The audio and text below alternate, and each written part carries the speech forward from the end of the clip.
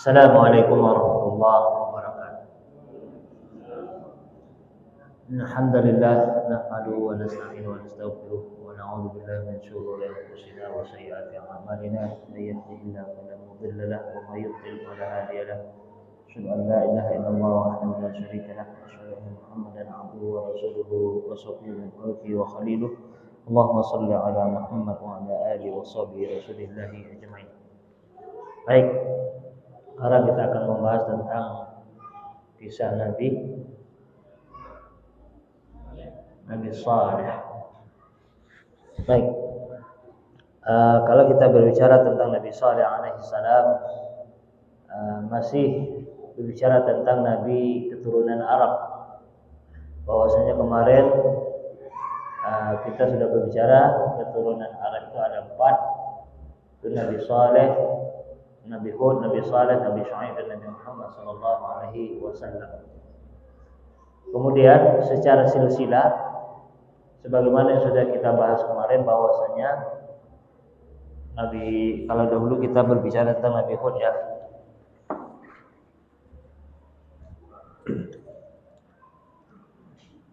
Nabi Nuh alaihi salam memiliki anak 3 yang selamat ya, yang 1 binasa.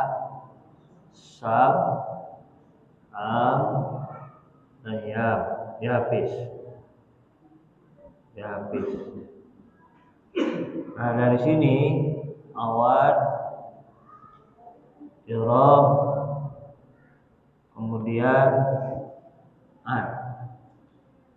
Nah, di Iram ini ada Jasir. Kemudian ke bawah kira-kira ada 7 generasi, baru Samud.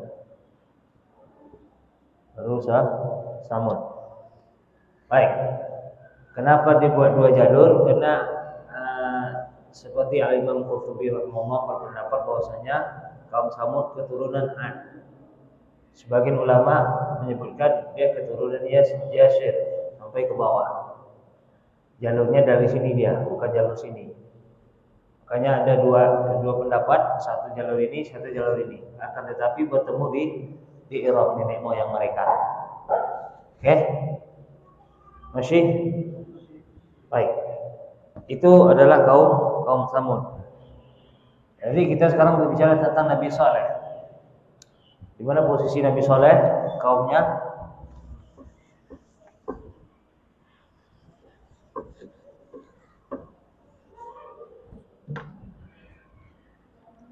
Kira-kira kalau di sini Madinah,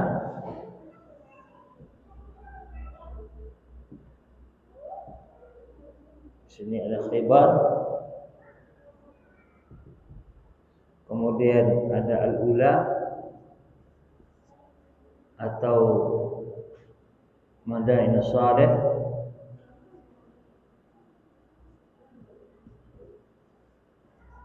perkampungan Nabi Saleh. Sini Tabuk. Baik. Jadi kira-kira ke atas arahnya dari Madinah. Maka kalau ini secara lokasi, kira-kira dari sini dia posisinya bagian atas dari kota Madinah kalau digambar ya, gambar di peta. Makanya pernah pada dalam satu riwayat bahwasanya saat Rasulullah SAW dan para sahabat ingin berangkat ke Tabuk untuk perang Tabuk, mereka singgah di sini buat camp, istirahat gitu kan. Karena perjalanan dari sini ke sini cukup jauh. Ini sudah ratusan kilo dari sini. Ratusan kilo zaman dulu dengan zaman sekarang beda. Kalau zaman sekarang 100 kilo mungkin cuma 2 jam mungkin ya, atau sejam lah gitu kan, atau 2 jam mamanya, 2 jam kita pakai 100 kilo. Kalau zaman dulu enggak, 100 kilo ya onta, kuda, jalan kaki, makanya agak jauh. Jadi sampai sana mereka singgah di sini buat camp. Kemudian mereka istirahat di situ, ya namanya istirahat kan masak-masak. Jadi pernah mereka sudah buat masak, buat makanan lah.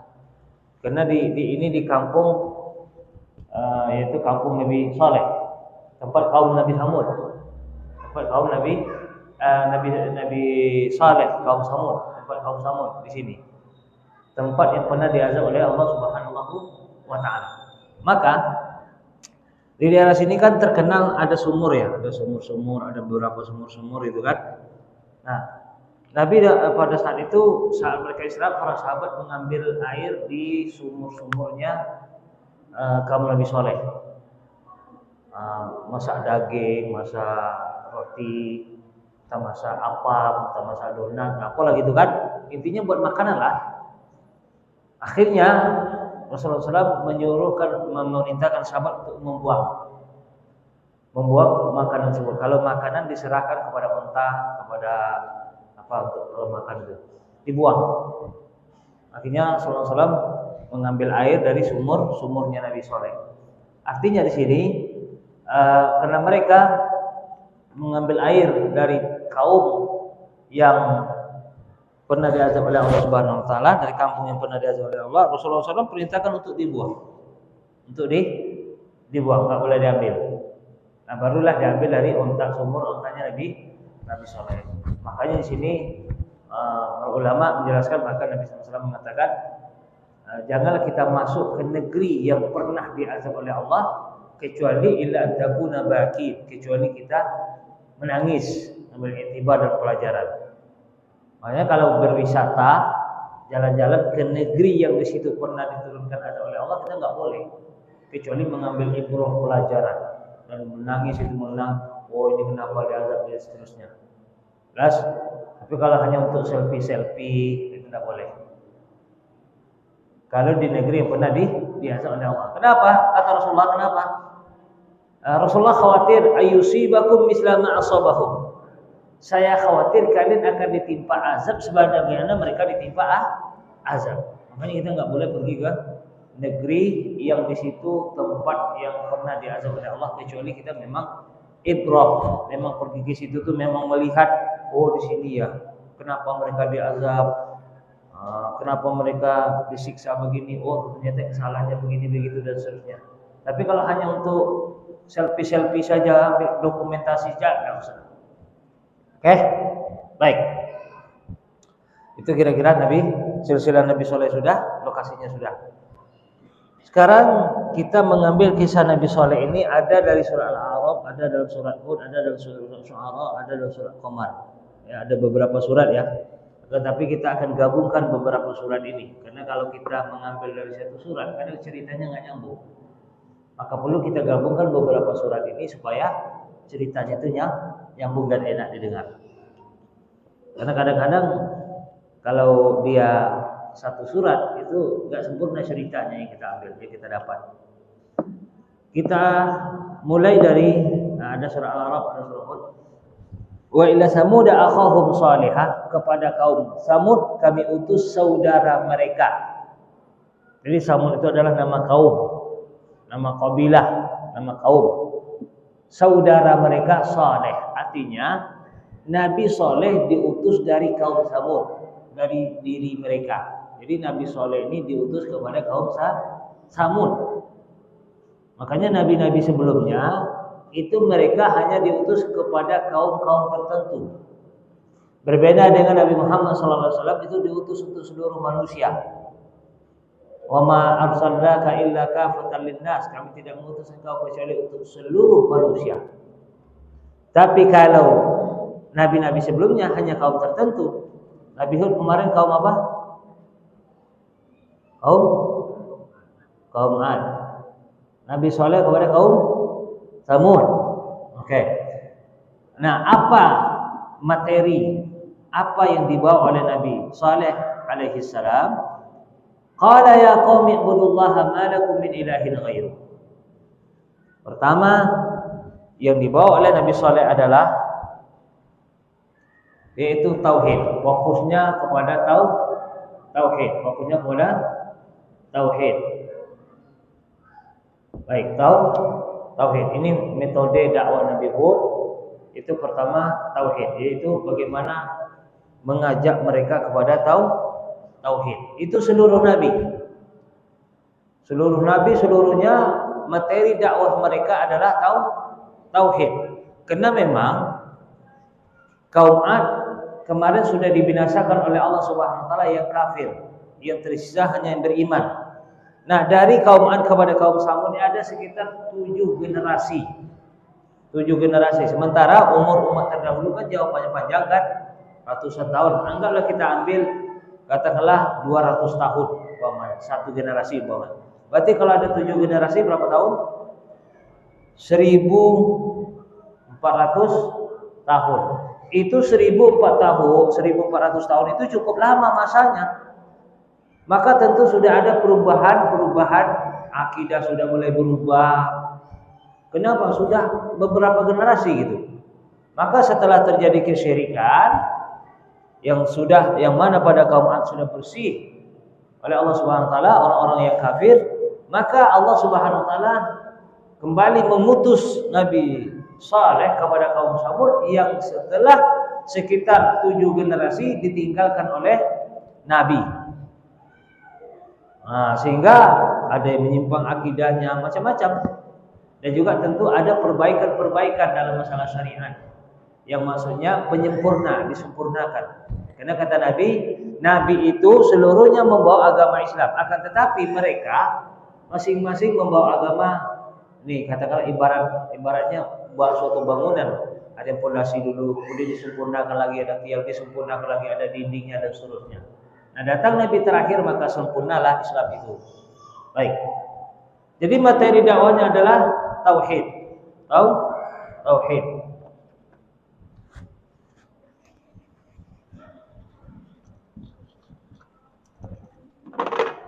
Nah, yang kedua, metode dakwahnya adalah mengingatkan akan nikmat Allah. Ini sama yang sebelumnya. Mengingatkan akan nikmat Allah.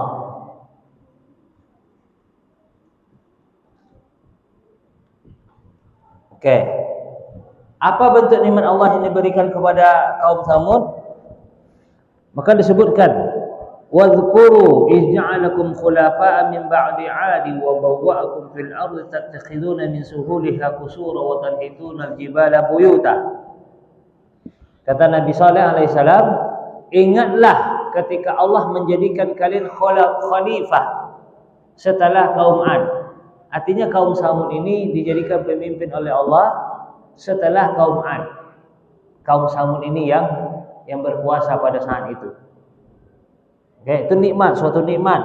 Kalau kita diberikan suatu nikmat oleh Allah Subhanahu wa taala, yaitu diberikan kelebihan kaum itu dibandingkan kaum-kaum yang lain, maka itu adalah kenikmatan dari Allah Subhanahu wa taala. Wa bawwa'akum fil ardi tattakhiduna min suhuliha qusura. Dan kata Nabi Saleh alaihissalam, salah satu bentuk nikmat Allah juga yang diberikan kepada mereka membuat suatu bangunan. Maka kata Allah, wa bawwa'akum fil ardi tattakhiduna min suhuliha qusura. Suhul itu adalah tanah datar. Tanah datar kamu jadikan istana-istana, qusur itu suatu istana. Nah, kira-kira gitu. Jadi tanah datar kamu jadikan suatu istana. Artinya juga kaum Samud ini, karena nenek moyang mereka kaum Ad, di segi pembangunan pada masa itu mereka sudah maju. Kaum Ad kan yang sebelumnya kan buat bangunan yang megah-megah kan, yang tinggi-tinggi kan sudah kita ceritakan. Nah, kaum Samud ini juga seperti itu. Mereka membuat bangunan di tanah yang datar min suhuliha. Suhul artinya tanah datar. Qusura. Wa bawwa'akum fil ardi. Allah tempatkan kalian di bumi min suhuliha qusura, kalian bangun yaitu tanah yang datar itu istana. Wa tanhitunal jibala buyuta. Dan ada gunung-gunung yang kamu ukir. Jadi gunung-gunung diukir untuk buat rumah. Nah, Jadi mereka zaman dahulu, kalau antum pergi ke daerah-daerah Timur Tengah, itu memang nggak heran kalau kita melihat bangunan-bangunan yang dibuat dari gunung, mereka ukir di pahat-pahat gunung itu, mereka buat rumah di situ. Kalau seperti ada di Yordania, ada Petra itu kan. Siapa yang udah pernah ke sana? Udah pernah ke sana? Petra. Atau kalau antum ada tengok film Transformer yang mainnya syutingnya itu di Yordania, itu ada bangunan gunung itu diukir, ini semacam istana di dalamnya itu, memang dibuat bangunan. Jadi mereka itu membuat bangunan itu di gunung-gunung, buat rumah-rumah. Seperti di Mesir juga begitu. Di Mesir itu ada tempat istana Firaun, ada Queen Nefertari, tempat istana istrinya, itu juga gunung batu, mereka ukir di situ. Ya, Anda dulu pernah sempat masuk juga ke sana, nengok-nengok. Jadi memang gunung batu di situ, mereka pahat, mereka ukir, ya memang seperti istana di dalam itu.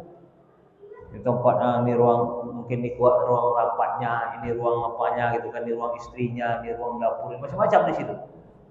Dan tinggi memang, upahatannya tinggi. Makanya kalau antum tengok kalau di Yordania itu ada di Petra. Nah di apa tadi juga di Madinah Saleh yang kita gambar tadi juga ada di sana. Akan tetapi beda, kalau kaum Nabi Saleh ini enggak setinggi kaum Ad. Kalau kaum Ad kan tinggi-tinggi kan, yang sudah pernah kita cerita sebelumnya. Kaum Nabi Saleh enggak, karena kan udah 7 generasi, jadi udah mulai mengecil gitu kan, udah mulai mengecil. Baik. Nah, kenapa mereka membuat bangunan-bangunan di rumah? Maka kata ulama adalah kenapa mereka buat bangunan rumah-rumah ini di bukit atau gunung-gunung berbatu ini, karena umur mereka pada masa itu panjang-panjang. Jadi kalau mereka buat rumah katakanlah dari kayu, nanti duluan rumahnya rusak daripada dia mati gitu. Tapi kalau gunung kan tahan dia, makanya lebih lama tahan itu. Coba kalau umpamanya dibuat dari, apalagi kalau atap daun nanti dinding kulit kan, umur mereka panjang-panjang, zaman dulu kan panjang-panjang umurnya. Maka mereka kata Allah, wa tanhitunal jibala buyuta. Kalian pahat-pahat bangun gunung-gunung itu, gunung yang dipahatnya untuk buat rumah.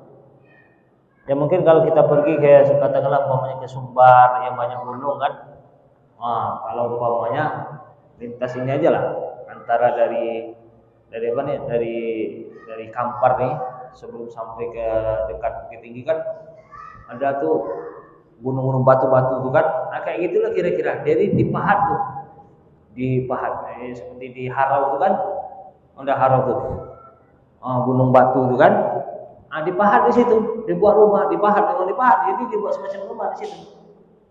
Ini kalau ada yang orang Sumbar coba pahat besok, ngikut kaum Samud, nggak masalah buat rumah, nggak salahnya kan. Yang penting jangan bikin maksiat, itu aja. Tapi kalau batu itu dipahat, umpamanya dibuat ruang-ruangan seperti rumah di situ, ya nggak masalah. Oke, itu bentuk nikmat yang Allah berikan kepada mereka, sehingga mereka benar-benar megah pada saat itu. Suatu pembangunan sudah maju lah pada saat itu. Fadzkuru ala Allah, ingatlah nikmat-nikmat Allah. Wala ta'sau fil ardi mufsidin, dan jangan kalian bertebaran di muka bumi ini membuat kerusakan. Jangan. Jadi metode Nabi Hud adalah dengan mengingatkan akan nikmat Allah. Dan juga Nabi Hud juga mengingatkan kaumnya, dan ini disebutkan juga di dalam surat Qamar. Di sini di dalam surat Syu'ara juga disebutkan, dia mengingat akan iman Allah, atutrakuna fi ma hahuna aminin. Dia mengingatkan juga, apakah kalian akan tinggal di sini selamanya dalam keadaan aman? Artinya memang bahwasanya mereka itu diberi nikmat oleh Allah, aman gitu, nggak ada yang ganggu, aman. Dan ini sebenarnya nikmat Allah yang paling besar. Ya akhi, ini nikmat Allah besar ini. Aman itu adalah kenikmatan yang Allah berikan kepada kita yang sangat besar. Kalau kondisi nggak aman, nggak nyaman kita ya, akhi. Gimana sekarang seperti di Ukraina umpamanya kan? Nggak nyaman. Mau ibadah nanti khawatir ada pula rudal, ada pula nuklir umpamanya kan? Khawatir kalau nggak aman kan? Ya alhamdulillah kita di Indonesia ini aman. Ini nikmat sebenarnya. Aman, kita bikin pengajian aman. Nggak ada. Zaman dulu nggak aman. Sebagian tuh nggak aman. Termasuk awal-awal perintisan kemerdekaan Republik Indonesia. Nggak aman mereka. Sehingga mereka harus tinggal di hutan. Nggak sempat lah mereka buat pengajian seperti ini. Zaman pejuang 45 dulu. Memang kondisinya nggak aman. Tapi mudah-mudahan mereka, para pejuang dulu, Allah Subhanahu Wa Taala nikmat di surga nanti. Dan mereka diberikan keamanan di alam barzahnya dan kuburnya. Kenapa? Semasa hidup dunia mereka tidak aman, akan tetapi mereka tetap berjuang. Ya, para dulu kan pimpinan-pimpinan pondok pesantren, para kiai-kiai pada dulu kan, ya mereka itu memang kondisinya memang nggak aman, nggak seperti sekarang. Makanya diingatkan oleh Nabi Soleh bahwasanya kalian tinggal sini kalian aman. Ingat itu nikmat Allah. Sekarang kita harus ingat juga, sekarang kita dalam kondisi aman. Ingat itu nikmat Allah. Syukuri itu. Kita nggak tahu yang bagaimana orang Rohingya dulu. Orang Rohingya itu kan nggak nyaman mereka ibadah, nggak aman. Sementara sekarang kita aman. Tapi kadang kita orang banyak yang terlena dalam kenikmatan aman itu. Sehingga mereka kadang asik berhappy-happy, bersenang-senang sana kemari, sehingga mengabaikan menuntut ilmu, mengabaikan beribadah kepada Allah, mengabaikan baca Quran, mengabaikan sholat jemaah dan seterusnya. Mereka abaikan. Kenapa? Terlena dengan aman tersebut. Terlena dengan kenikmatan bioskop, memakan kenikmatan klub-klub malam, memakan hiburan-hiburan, musik-musik semuanya terlena sehingga mereka tidak, nanti kalau sudah kondisinya terancam itu baru sibuk berdoa macam-macam lah sibuk. Ini contohlah kemarin saat corona, ramai yang berdoa tolak balak macam-macam lah. Bahkan kita aja, tidak usah orang lain, kita aja mungkin lebih banyak berdoa agar selamat dari corona kan, ya kan dulu kan. Itu baru sebagian kecil bentuk contoh ketidakamanan kita. Ketidakamanan dari apa? Dari virus, dari penyakit. Kadang mau sholat di masjid, ada orang batuk sebelah, padahal orang batuk aja tuh. Jangan-jangan virus nih. Nggak aman kan? Nggak aman, kita sholat nih jemaah. Orang sholat sampai kita batuk deh. Batuk aja, atau bayang itu udah corona aja tuh. Masuk ruang tertutup AC, yang terbayang tuh virus terbang aja tuh. Nggak aman kita kan? Nggak aman. Itu contoh. Maka sebenarnya aman itu adalah nikmat Allah yang paling besar. Makanya Nabi Soleh mengingatkan kaumnya akan nikmat Allah tentang kondisi mereka dalam keadaan aman. Akan tetapi keamanan ini akan berubah menjadi tidak nyaman kalau tidak digunakan, tidak disyukuri dalam taat kepada Allah. Kemudian bentuk nikmat yang diingatkan oleh Nabi Saleh juga fi jannati wa uyun. Kalian diberikan nikmat jannat. Jannat itu kebun-kebun. Sekarang orang banyak terlena ya akhi dengan kebun-kebun nih, ngurus sawit lah. Iya tak? Ngurus sawit, ngurus apa lagi? Ngurus apa lagi? Sawit lah. Yang kebun-kebun lah, kebun sawit, kebun karet, kebun apa lagi? Kebun lado, macam-macam. Tapi banyak terlena. Ini makanya Nabi Saleh ingatkan kaumnya. Kalian sekarang fi jannati wa uyun. Kalian sekarang punya kebun-kebun, itu nikmat. Ini nikmat Allah diberikan kepada kalian, syukuri itu. Ya, masih banyak orang tak punya kebun. Dia jadi tukang panen. Kalau punya kebun, ya mana nama jadi tukang panen? Ya kan? Artinya apa? Syukuri. Fi jannati wa uyun, kalian diberikan kebun-kebun, buah-buahan, tumbuh-tumbuhan. Nah, kemudian wa uyun, mata air. Air, ini juga nikmat. Alhamdulillah kita di Indonesia ini, karena daerah kita dilewati khatulistiwa, kalau menurut ilmu geografinya, Allah Subhanahu wa taala karuniakan kepada negeri-negeri yang dilewati khatulistiwa itu memiliki dua musim, ya kan? Musim hujan dan musim kemarau. Nah, beda dengan yang enggak dilewati khatulistiwa itu ada 4 musim. Musim pertama, sekarang bulan apa nih? Sekarang bulan 10 ya. Bulan 10 ini sudah mulai dia musim gugur dia. Habis musim hujan, musim panas, gugur, kena kering, gugur dia.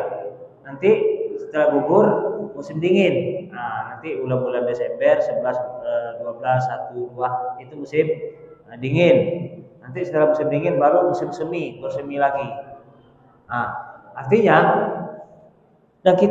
di daerah sana itu susah cari air, nah seperti kita. Daerah-daerah gurun itu susah. Makanya di daerah daerah Kaum Samud itu banyak mata air. Makanya kan kita ceritakan banyak sumur-sumur di sana. Nah, itu suatu kenikmatan. Kita ini alhamdulillah masalah air, insyaallah kita termasuk banyak di Indonesia. Umumnya daerah Indonesia Allah karuniakan kepada negeri Indonesia ini memang masya Allah air yang berlimpah, sehingga kadang-kadang kita juga terlena dalam nikmat ini.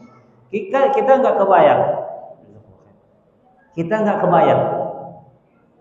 kebayang kalau kita sempat beli air terus. Paling kan kita cuma beli mesin, upah kali sumur ya udah. Tapi kalau di daerah Timur Tengah sana itu beli airnya, beli. Makanya ada kilometernya bahkan ada yang apa? Ya di Indonesia kan sebagian ada juga kilometer kan ada pakai apa namanya itu pump itu kan sudah juga pakai kilometer. Di sana itu bahkan pakai mobil tangki itu yang ngantarkan airnya di daerah-daerah Mekah itu. Kita alhamdulillah cukup beli mesin, gali sumur untuk modal awal udah. Pada umumnya rata-rata di Indonesia itu seperti itu. Nggak ada sempat harus beli terus enggak. Pada umumnya ya. Tapi kalau daerah sana itu agak memang sulit air. Itu juga nikmat. Wa zuru'i wa nakhlin tal'aha hadid. Dan juga kalian memiliki tanaman-tanaman yang lain. Bukan saja kebun-kebun, mungkin sayur-sayuran, buah-buahan, ada apel, ada apa, anggur dan seterusnya. Kurma, juga buah-buahan. Zuru' itu tanaman buah-buahan. Tanaman buah-buahan itu nikmat Allah juga. Ini juga nikmat dari Allah Subhanahu wa taala yang diberikan kepada kita. Di Indonesia ini Masya Allah ini banyak jenis-jenis buah-buahan yang tidak ada di negeri lain. Insya Allah lengkap. Durian, mana ada di negeri lain durian? Maksudnya itu di bagian Timur Tengah. Kalau bagian Thailand itu kan masih satu rumpun lah kira-kira dengan kita secara tropis ya. Tapi daerah-daerah Afrika, daerah-daerah yang apa sana itu mana ada mereka. Durian udah putus-putus nampaknya. Habis durian di kampung ini pula musim, kampung ini pula musim. Sampai sekarang lambat durian nampaknya. Saking banyaknya. Nikmat Allah. Jeruk juga nggak putus-putus juga. Habis jeruk Medan, jeruk Kampar, habis jeruk Kampar, jeruk Jambi, macam-macam lah. Duku, masya Allah nih banyak jenis-jenis makanan.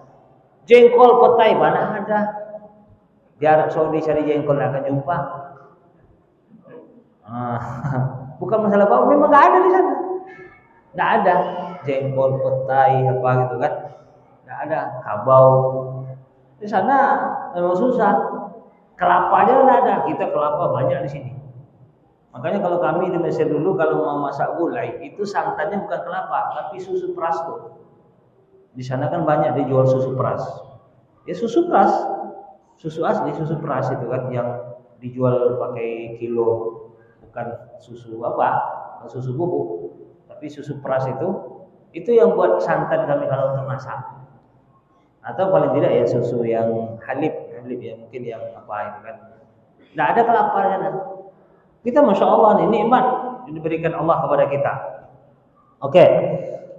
Kemudian itu bentuk nikmat Allah yang juga diberikan kepada kaum Nabi Soleh. Itulah metode dakwah Nabi Soleh dengan mengingatkan akan nikmat Allah.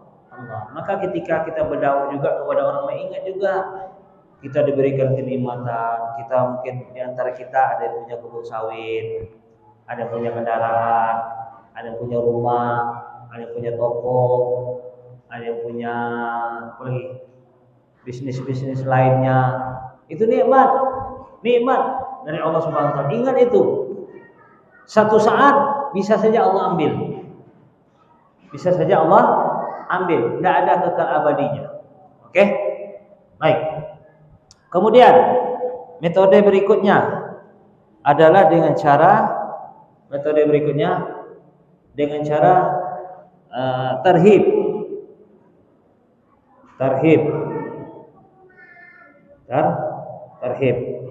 itu artinya mengingatkan akan azab. Makanya Nabi Saleh mengingatkan kaumnya, ingat saudara nenek moyang kalian itu kaum Ad. Mereka dibinasakan oleh Allah. Mereka tuh secara fisik lebih besar dari kalian. Ya kan sudah kita ceritakan sebelum. Tapi dibinasakan oleh Allah. Ingat kalau kalian tetap bermaksiat kepada Allah, tetap berbuat syirik, Allah akan azab kalian, Allah akan binasakan kalian sebagaimana kaum Ad dibinasakan, nenek moyang kalian. Karena masih satu rumput kan? Jadi kalau kalian nanti tetap bermaksiat, tetap berbuat syirik, kalian akan dibinasakan oleh Allah. Jadi diingatkan akan azab Allah. Jelas? Jadi artinya juga kita mengingatkan kepada orang kalau berdakwah, ingat nanti kalau Allah azab, nanti diazab. Cara Allah mengazab itu banyak. Bisa dengan penyakit, bisa dengan bencana, macam-macam lah. Allah yang lebih tahu dia bagaimana Allah Subhanahu wa taala ingin mengazab suatu kaum. Banyak contohnya. Salah satu contoh Raja Namrud. Nanti insyaallah diceritakan di dalam kisah Nabi Ibrahim. Raja Namrud itu disiksa oleh Allah dengan apa? Diazab oleh Allah dengan apa? Lalat. Masuk ke mana? Hidung atau telinga? Hidung atau telinga? Satu rongga itu, makanya THT. Ya kan? Cuman pintunya ada dari sini, ada dari sini, ada dari sini pintunya. Tapi arahnya ke rongga juga. Oke, baik. Itu diazab oleh Allah sebagian ulama selama 400 tahun. 400 tahun dalam selama dia berkuasa 400 tahun, maka disiksa pula selama 400 tahun. Sebagian ulama menjelaskan semacam itu. Dan kalau dia itu sakit lah kan. Kita aja mungkin yang pernah mengalami masuk sumur atau badannya sakit. Itu untuk menghilangkan sakitnya, maka kepalanya harus dipukul. Semakin keras semakin berkurang sakitnya, tapi kepala pula sakit kalau dipukul. Memang sakit telinga dalam tu, lalat tu mungkin kena tukul diam dia kan. Tapi kepala pula benjol. Itu pula selama dia berkuasa dengan kezalimannya, selama itu pula Allah azab. Itu contoh. Jadi kalau Allah nak mengazab tu bisa bentuknya umum, ya seperti bencana. Ya kemarin apa azabnya? Kaum Ad. Apa? Angin apa kemarin? Angin? Angin apa aja kemarin? Ada 4 sifat kemarin ya? Coba satu. Sifatnya apa?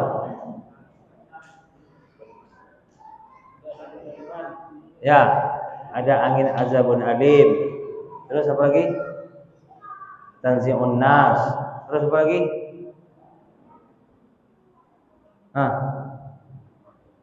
Sarsar. Terus apa lagi?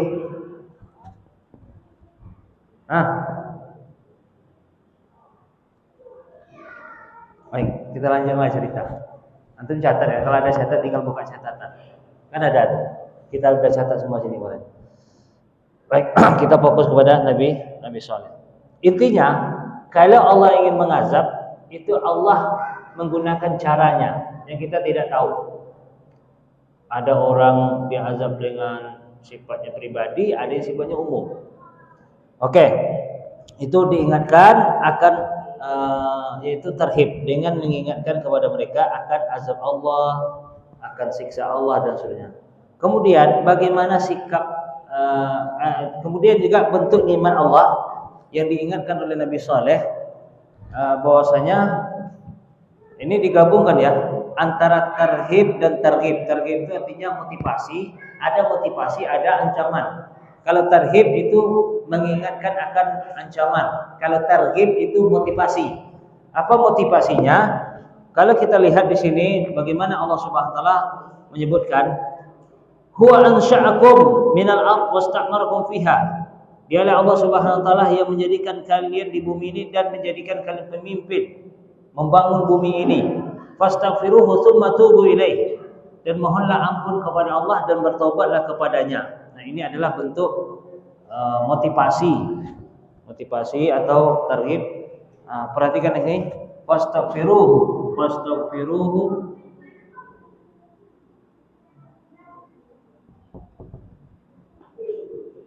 tsumma tubu ilaih. Nah, perhatikan ini.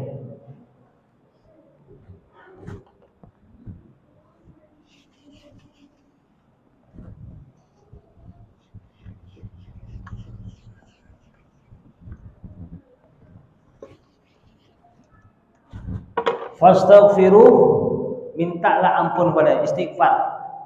Fastaghfiruh, mohonlah ampun kepada Allah. Ini salah. Summa, ini summa nih.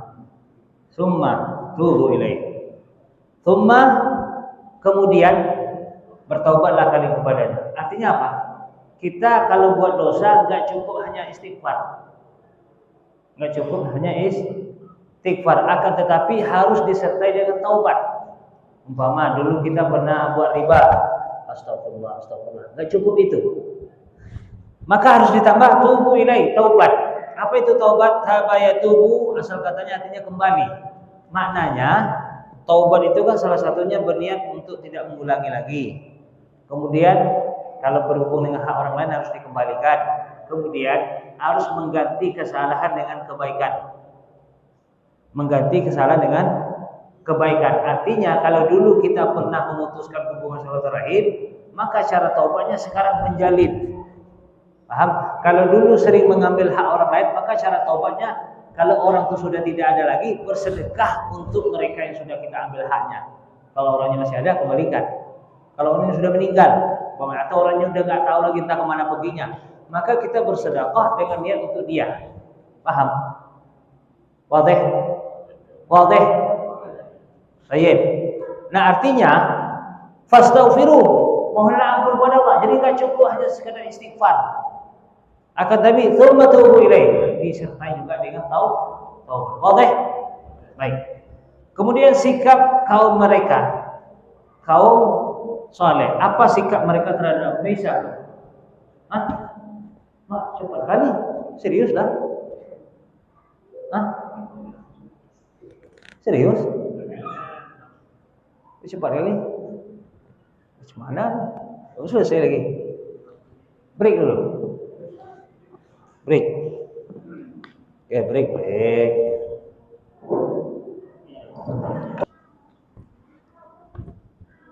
Alhamdulillah, wassalatu wassalamu ala Rasulillah wa ala Muhammad wa ala alihi wasallam.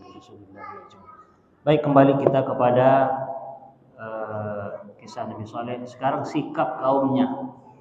Sikap kaum Nabi Saleh dalam menghadapi dakwahnya Nabi Saleh alaihissalam. Pertama, mereka mengejek Nabi Saleh. Mengejek Nabi Saleh.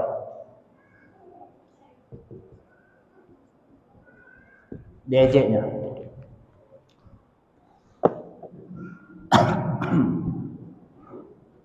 Baik. Apa bentuk ejekan mereka? Pertama, kalau kita ambil dari surah Hud, qalu ya Salihu qad kunta fina marjuwan qawla hadza.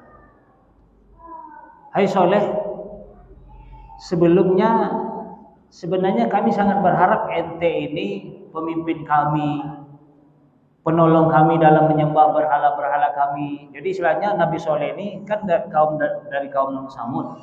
Mereka sebenarnya sangat berharap Nabi Soleh ini pemimpin kaum mereka, menolong Tuhan-Tuhan mereka gitu. Kira-kira jadi imam mereka lah dalam menyembah berhala, kira-kira gitu. Itu yang diharapkan. Makanya apa kata mereka? Atanhana an na'budu ma ya'budu ahba'una? Apakah engkau mencegah kami menyembah apa yang disembah oleh nenek moyang kami? Wa inna la fi syakkin mimma tad'unana ilaihi murib. Sungguh kami ragu apa yang kau sampaikan ini. Jadi dia cemeeh gitu. Sebenarnya kami sangat berharap ente jadi imam kami ini. Maka kenapa ente sembah kami menyembah apa yang disembah nenek moyang kami? Nah ini sama dengan Nabi sebelumnya. Mereka berdalilkan dengan nenek moyang, beramal dengan tradisi nenek moyang. Jelas? Nah kemudian juga kalau kita lihat di dalam surat Qamar juga disebutkan bahwasanya faqalu abasharum minna wahidan natabihu inna lafi syakki lafi dhalali wa su'ur. Apa kata mereka? Apakah kami harus mengikuti ente sendiri sementara kami ramai? Wadih wala? Wadih. Ayo. Apakah kami harus mengikuti ente sendiri sementara kami ramai? Abasharan wahidan minna nattabi'u wa inna la fi dhalali wa su'ur. Masa kami ramai ini ngikut ente sendiri? Kami ini sesat kalau ngikut ente sendiri, sesat kami. Kadang-kadang orang banyak sosek ajaran dia. Dianggap sesat. Nanti kalau kita ikut dia sesat kita nih. Wa su'ur. Bahkan gilo gitu. Kita ini ramai ikut dia seorang gilo gitu. Wadih. Kadang harus bawa bahasa Jerman sikit-sikit kan. Kadang kalau bahasa Indonesia aja kadang agak lambat sedikit. Tapi paham kan? Baik. Abasharun wahidun minna nattabi'uh. Apakah kami harus mengikuti satu orang sementara kami ramai? Wa inna la fi dhalali wa su'ur. Ya kalau kami ikut ente ini kami ini gila nih. Kami sesat kami kalau ikut ente. Jelas? Kan ceme'e nama itu. Mereka berdalilkan bahwasanya kalau ramai itu tanda kebenaran gitu. Enggak. Ukuran benar bukan ramai. Paham? Oke? Ukuran benar itu adalah wahyu. Jadi jangan dianggap ketika udah masyarakat sudah mendominasi mengamalkan sesuatu amalan umpamanya terus dijadikan suatu dalil gitu. Oke? Nah, ini salah satu penyebab kesesatan orang adalah beramal dengan dalil ramai. Padahal Allah enggak mengatakan kalau ramai itu sebagai jaminan kebenaran, enggak. Ya kan? Bahkan kata Nabi itu ketika dia diberikan wahyu diceritakan tentang masa depan. Ada di antara Nabi itu katanya pengikutnya banyak, ada yang sekitar 10, ada yang sekitar 2, 3, ada yang enggak punya pengikut sama sekali kita. Tapi bukan berarti itu sebagai dalil, enggak. Jangan kalau kira-kira ustaz itu ramai, bahkan apa namanya? Ustaz kondang apa namanya bahasanya? Ustaz sejuta umat, apa nama istilahnya bahasanya? Jadi kalau dia ceramah ramai gitu yang hadir, penuh lapangan. Belum tentu sebagai ukuran sebagai dalil, belum tentu, tapi enggak mesti pula itu dikatakan salah enggak juga. Artinya tidak menjamin itu suatu kebenaran. Oke? Maka ukuran benar apa? Wahyu. Jelas? Nah, inilah mungkin sifat Nabi Soleh ini kaumnya ini sifat kaum Nabi Soleh itu kaum itu Samud mungkin ada di tengah kita yang berdalilkan ramai berarti suatu ukuran kebenaran. Maka kita sampaikan kebenaran ukurannya bukan ramainya yang mengikuti enggak. Oke? Baik, mustamir kita lanjutkan. Kemudian aul qiyadzikru alaihi min bainina bal huwa kadzabun asyir.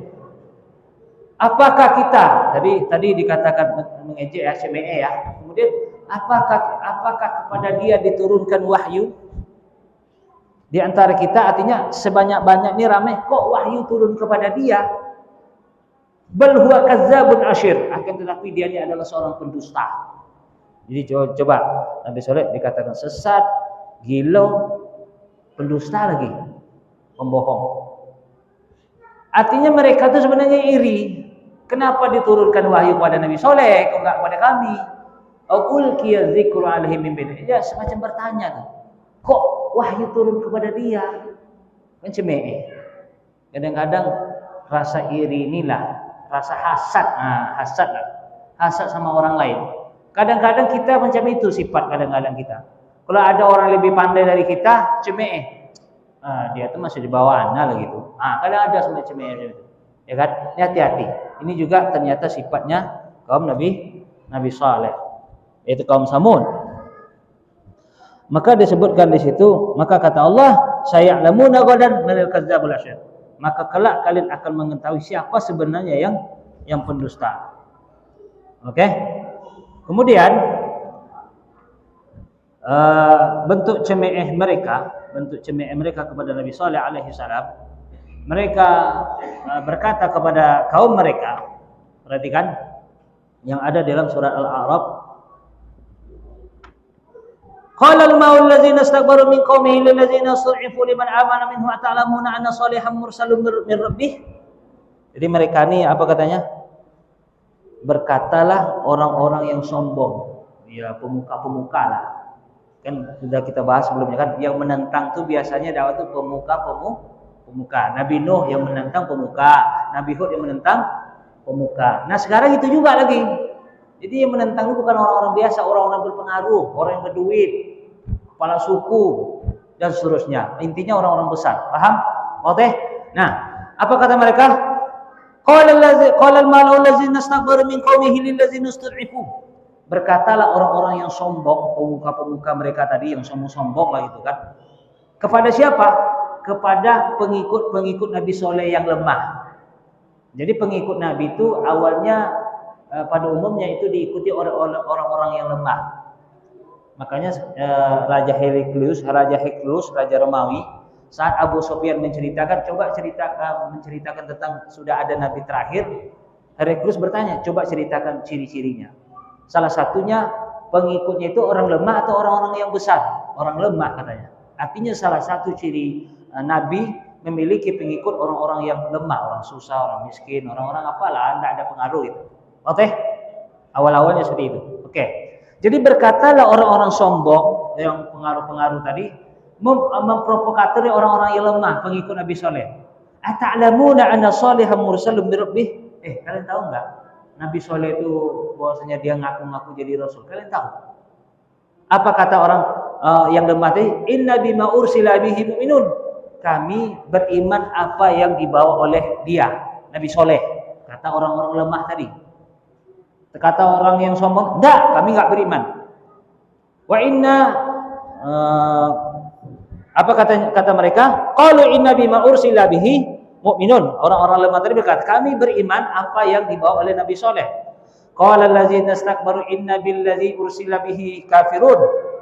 Inna billazi amantu bihi kafirun. Akan tetapi kata orang sombong tadi, kalau kami enggak, kami kafir, kami ingkar kepada dia. Kalau orang-orang sombong tadi enggak. Jadi orang sombong ini dipengaruhinya pengikut Nabi Saleh. Oke? Nah, ya orang berpengaruh lah. Kalau orang berduit, jangan ikut lagi, hanya fulus. Kadang begitu. Nah, waktu ya. Jadi orang-orang sombong ini bentuk sikap mereka dalam menyikapi dakwah Nabi Saleh alaihissalam. Nah, maka dipengaruhinya orang-orang lemah. Jadi cemeh mereka. Kemudian Nabi Saleh berkata kepada kaumnya, diingatkan oleh Nabi Saleh, qad ja'atkum bayyinatun min rabbikum. Nabi Saleh sampaikan lagi, sungguh telah datang tanda-tanda kebesaran Allah kepada kalian, membuktikan saya sebagai rasul. Jadi sekarang bentuk sikap mereka terhadap dakwah Nabi Saleh. Ini yang berikutnya adalah apa? Mereka kalau memang ente nabi, ya coba keluarkan unta dari batu itu. Ini lain nih. Jadi mereka semacam membuat persyaratan. Kami mau beriman tapi keluarkan onta dari batu. Nah, ini bentuk sikap mereka. Jelas? Oke. Nah, jadi mereka minta keluarkan onta dari batu. Ini kan secara akal manusia nggak makul, nggak mungkin tiba dari batu keluar onta. Tapi kalau coba keluarkan onta dari onta yang hidup tuh, mungkin bisa. Karena ada mungkin siapa tahu ada onta dalam perutnya kan.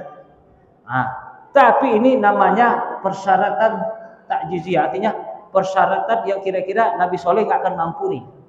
Intinya mereka tuh buat persyaratan bukan untuk menerima dakwah tapi untuk supaya menolak dakwah gitu. Kira-kira biar Nabi Soleh ini kalah dalam perdebatan, dibuatlah persyaratan ini itu dan seterusnya. Intinya mereka tidak mau menerima dakwah. Paham? Wadih? Baik. Coba keluarkan onta dari batu itu. Maka kata Allah, inna mursilun naqati, maka kata Allah, kami keluarkan onta dari batu. Fitnah sebagai ujian bagi mereka. Jadi Nabi Soleh tentu kan dia nggak bisa, dia manusia biasa kan. Akan tapi dia berdoa kepada Allah, itu tantangan mereka, maka Allah keluarkan tiba-tiba batu besar tadi pecah, maka keluarlah onta.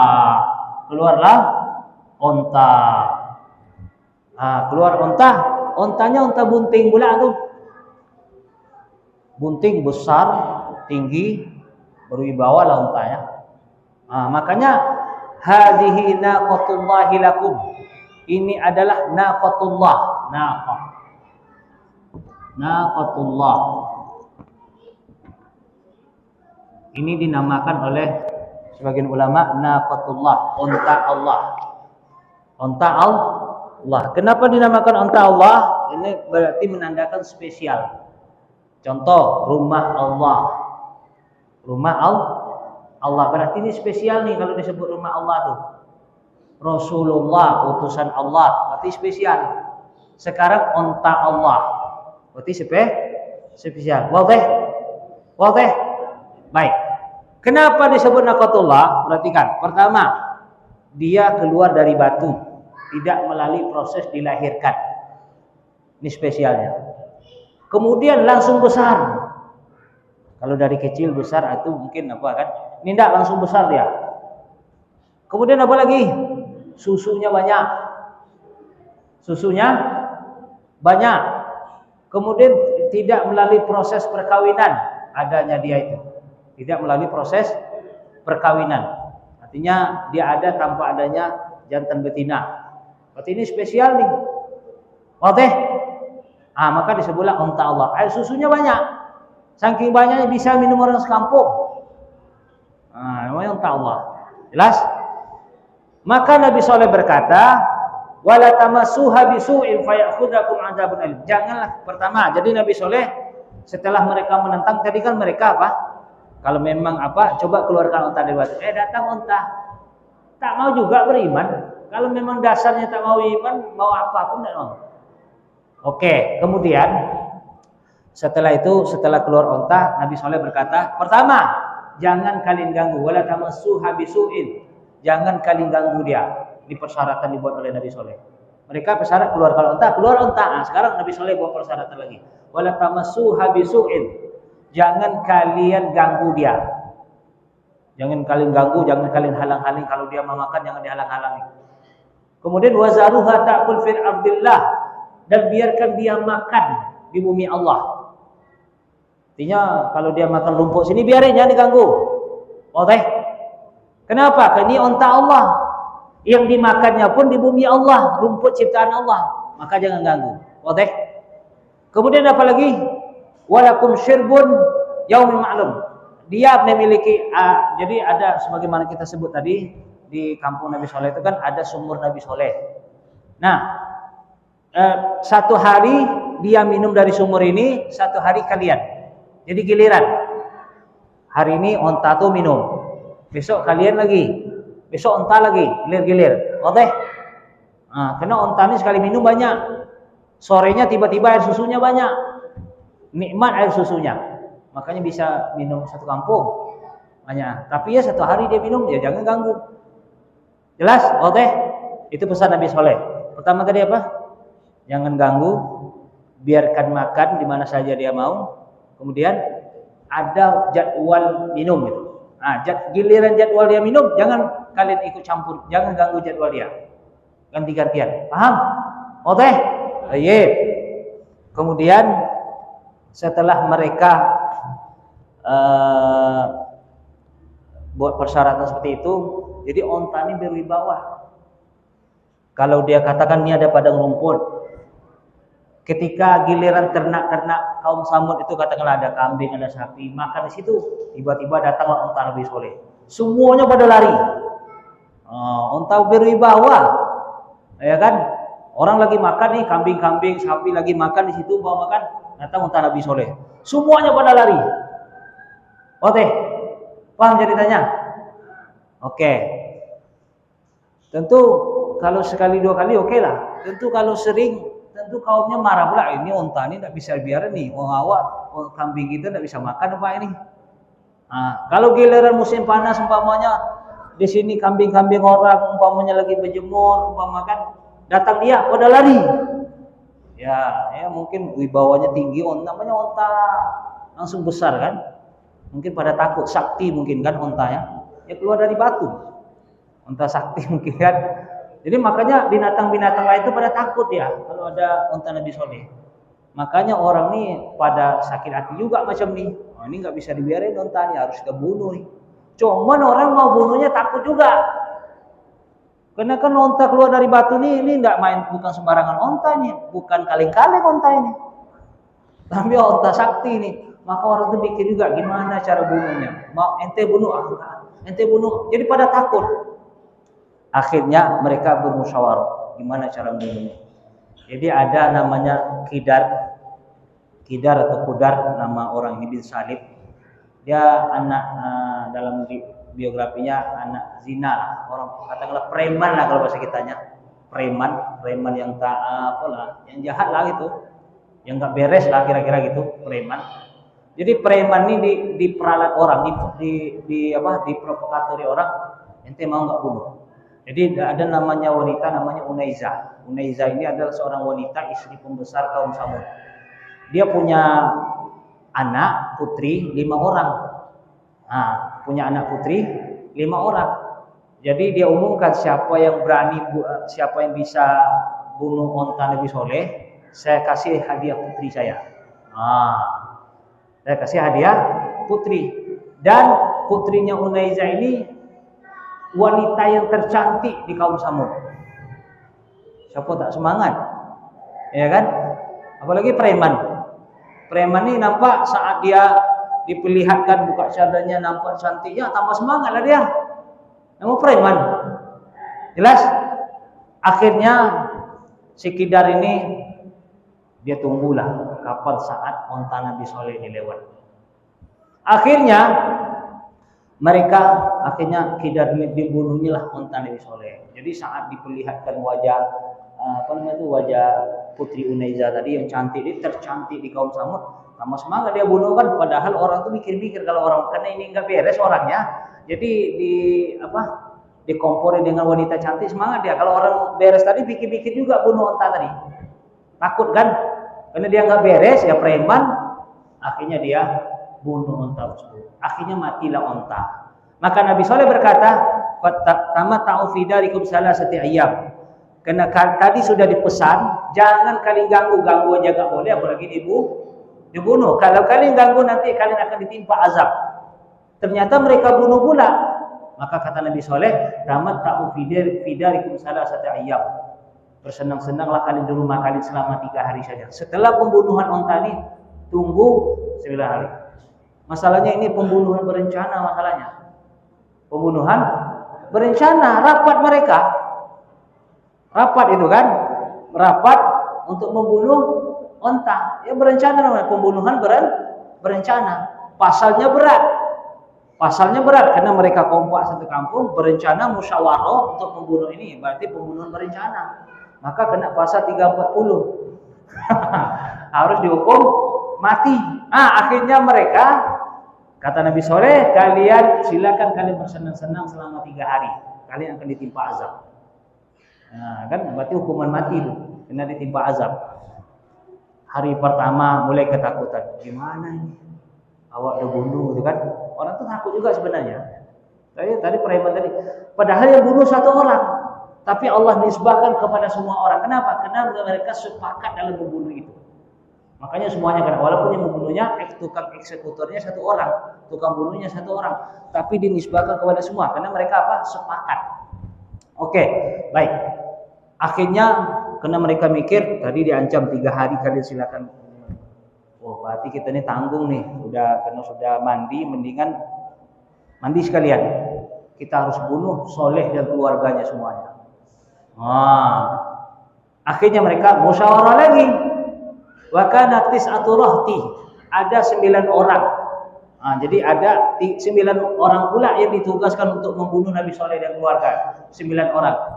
Jadi disebutkan dalam Al-Quran, wa kana tis'atu rahti, ada 9 orang, rahtun sekelompok orang yang di bawah 10, itu 9 orang ingin membunuh Nabi Soleh dan keluarganya. Karena mereka sudah diancam selama 3 hari. Sebenarnya mereka nyesal bunuh tadi karena udah ketakutan kan. 3 hari cuma dikasih waktu. Udah takut juga mereka, ketar-ketir juga gitu kan. Tapi udah kepalang tangguh akhirnya bunuh juga Nabi Soleh dan keluarganya. Maka diutuslah 9 orang. Bukan 9 naga. Bukan 9 naga, tapi 9 orang untuk membunuh Nabi Soleh. Akhirnya 9 orang pun mati sebelum Nabi Soleh mati duluan. Jadi dia pula mati dulu. Akhirnya hari kedua udah mulai takut. Hari udah pucat, hari kedua udah pucat, hari ketiga udah pucat. Nunggu waktu. Maka Allah Subhanahu wa taala, apa kata Allah? Disebutkan fa'aqarun naqata. Lalu mereka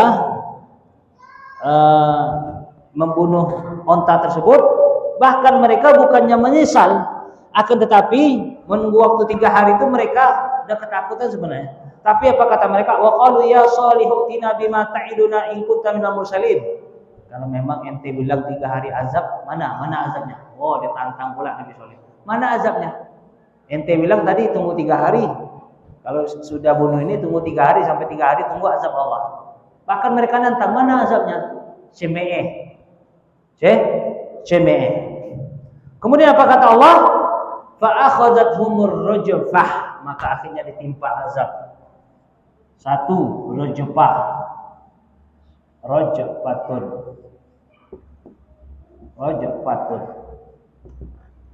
Rajfah itu apa? Gempa. Kemudian fa'akhadhathumus sa'iqah. Kemudian apa lagi? Farsalin sayhatan wahidah. Sayhah wahidah. Rajfa gempa, suara yang kuat, suara guntur, suara yang kuat, kemudian kilat menyambar. Oke. Jadi digempa karena mereka sudah menantang dakwah, bahkan tadi mana azabnya kan setelah 3 hari Nabi Soleh tunggu 3 hari. Pada hari ketiga akhirnya Allah goncang bumi. Segoncang gempa, goncang itu kan. Kemudian datang pula kilat menyambar. Jadi kilat ya namanya kilat kan. Jadi mereka itu sebelum mati mereka sudah nampak bayangan gimana ya kalau kilat menyambar kan menakutkan kan. Artinya mereka itu sebelum mati sudah dinampakkan sesuatu yang membahayakan, mengerikan. Jelas nggak? Makanya kata Nabi, jangan menyembelih kambing, jangan mengasah pisau di depan kambing. Karena apakah kamu membuat dia mati 2 kali? Artinya sebelum dia mati dia udah tersiksa dulu nengok orang asah pisau. Oh saya mati kan. Artinya kaum Nabi Soleh ini sebelum dia mati diperlihatkan dulu kilat menyambar apa semuanya gitu. Jelas? Kemudian datang suara keras mematikan mereka. Suaranya keras pokoknya kita nggak terbayang di mana bentuk suaranya sehingga sampai mematikan orang. Paham? Akhirnya apa? Setelah jadi gempa, suara yang keras, kilat menyambar, fa asbahu fi diyarihim jasimin, kata Allah. Maka jadilah mereka kaum Samud mayat-mayat yang bergelimpangan di rumah mereka sendiri, mati semuanya. Sementara kaum soleh nggak mati, padahal satu kampung nggak kena gempa. Itu bagi Allah sangat mudah. Bahkan di zaman kita sering menyaksikan contoh tsunami di Aceh kemarin, semua bangun dilewati kecuali masjid. Ya enggak? Masjid kok nggak roboh, sementara bangunan sekitarnya roboh. Kan? Bahkan kemarin di Palu, ini ada cerita Ustaz Ali Ahmad dulu. Beliau pernah ke sana diutus dari Jannatul Jannah. Beliau menyaksikan apa kan? Daerah itu seperti di blender gempanya itu. Pokoknya seperti di blender. Oh, gitu kan. Sementara ada satu komplek rumah enggak rusak katanya. Padahal dekat cuman jaraknya. Jadi bukan hal yang aneh lagi kalau hal semacam itu. Sering bahkan kita melihatkan dengan mata kita sendiri kan. Kita menyaksikan. Jadi kalau azab itu bisa saja kalau Allah ingin menyelamatkan suatu kaum enggak kena daerah itu. Maka walaupun kaum Samud itu digempa suara yang keras, tapi bagi kaum Nabi Soleh yang beriman tadi, mereka suaranya mungkin kecil bagi mereka. Tapi bagi kaum Samud yang durhaka tadi kuat. Mungkin bagi mereka, bagi yang beriman tadi, goyang-goyang dikit aja. Bagi mereka kuat gitu. Ya kan? Kita lihat di perang Badar. Perang Badar itu kan terjadi angin hujan lebat tuh bagi kaum kafir. Bagi orang beriman enggak, bagi orang beriman cuma gerimis. Gerimis saja. Tapi bagi kaum kafir, Abu Sufyan, Abu Jahal pada saat bahkan mereka itu ditimpa hujan yang lebat. Hujan yang lebat. Artinya apa? Padahal jaraknya dekat. Perang Ahzab itu angin kan kencang tuh. Tapi bagi orang beriman enggak kencang anginnya. Bagi orang kafir, perang Ahzab itu perang Ahzab atau perang Khandaq, itu panci-panci tempat masak mereka tuh habis berserakan kena angin. Oke? Artinya apa? Kalau Allah ingin mengazab suatu kaum, bisa saja yang beriman tadi enggak kena walaupun jaraknya cuma dekat. Bahkan kita sering mungkin kalau jalan-jalan ya, berjalan kita umpamakan jalan lintas nih. Kadang ada daerah ini hujan lebat, tiba-tiba daerah sini enggak hujan. Pernah enggak? Sering lihat kan? Sering tuh. Kadang kita jalan lebat pakai Honda nih hujan lebat. Pas jarak itu enggak hujan. Artinya apa? Azab itu bisa saja mengenai siapa yang ingkar kepada Allah Subhanahu wa taala. Makanya azab itu bisa sifatnya pribadi yang kena, bisa kelompok yang kena, bisa total umum yang kena. Ya intinya azab itu ada sebab karena mereka berbuat syirik, menentang Rasulnya. Jelas? Oke? Nah inilah yang terjadi kepada kaum Nabi Soleh. Akhirnya apa? Fa asbahu fi diyarihim jasimin, kata Allah. Maka jadilah mereka mayat-mayat yang bergelimpangan di rumah mereka sendiri. Fatawalla anhum wa qala ya qaumi laqad ablagtukum risalata rabbi wa nasahtukum walakin la tuhibbuna an-nasihin. Kata Nabi Saleh, ditengoknya kaumnya kena azab tadi kan, mati-mati semua kan. Hai kaumku, sebenarnya saya sudah ingatkan kalian, tapi kalian ini tetap ngeyel. Diingatkan enggak mau, tetap ngeyel. Akhirnya apa? Tapi kalian ini enggak mau, saya nasihati kalian enggak mau dengar. Tetap ngeyel kan? Ini yang terjadi. Oke? Baik. Berarti selesai kita Nabi Saleh. Kalau secara urutan, setelah Nabi Saleh ini masuk kisah Nabi Ibrahim atau Nabi Lut. Secara urutan dalam kisah-kisah dalam Al-Quran. Kenapa?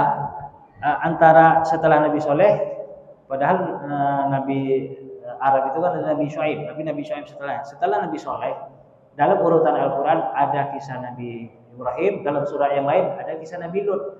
Kenapa?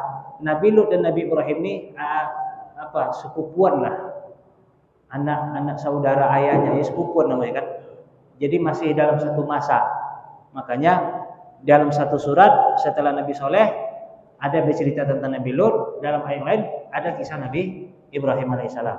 Berarti jelas sekarang kita sudah selesai tentang kisah Nabi Saleh alaihissalam. Kalau kita lihat dalam surat Al-A'raf, setelahnya itu adalah kisah Nabi Lut. Setelahnya kisah Nabi Lut alaihissalam. Nah, kalau kita lihat di dalam surat Hud, setelah kisah Nabi Saleh itu adalah kisah Nabi Ibrahim alaihissalam. Tidak masalah, karena ini masih satu masa. Secara urutan, dia masih satu masa. Oke? InsyaAllah di pertemuan berikutnya mungkin kita akan bahas lagi kisah-kisah nabi-nabi berikutnya insyaallah. Penting sekarang kita sudah selesai kisah Nabi Saleh, insyaallah akan kita lanjutkan. Subhanakallahumma wa bihamdika asyhadu an la ilaha illa anta astaghfiruka wa atubu ilaik. Wa akhiru da'wana alhamdulillahi rabbil alamin. Assalamualaikum warahmatullahi wabarakatuh.